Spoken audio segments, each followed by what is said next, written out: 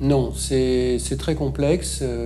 J'allais dire que c'est, si vous voulez, la résultante d'un process de développement de la personnalité sur toute la vie, et où on a une espèce de synthèse de l'image qu'on a de soi. Et je fais souvent référence au livre de Christophe André.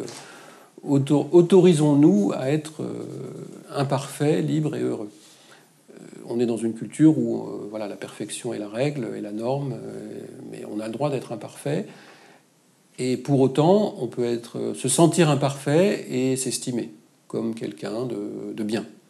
Et moi, mon objectif avec les enfants, c'est d'arriver à reconstruire cette perception qui est mise à mal, parce que pendant des années, l'enfant se sent rejeté de partout, on lui dit qu'il dérange, partout, à l'anniversaire, au club de foot, dans la cage des buts, en classe, en colonie de vacances, à tel point que certains enfants finissent par exprimer des signes de dépression.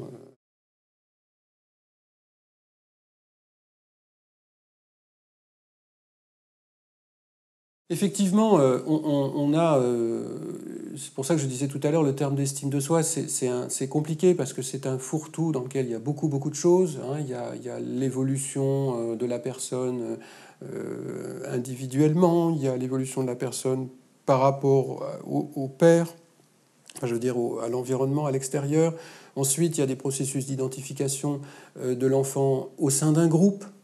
Enfin, il y a tout un tas d'étapes de structuration de la personnalité qui font que l'estime de soi, c'est un ensemble de perceptions et de convictions.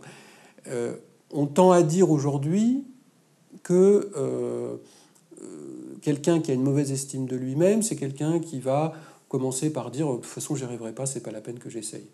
Voilà.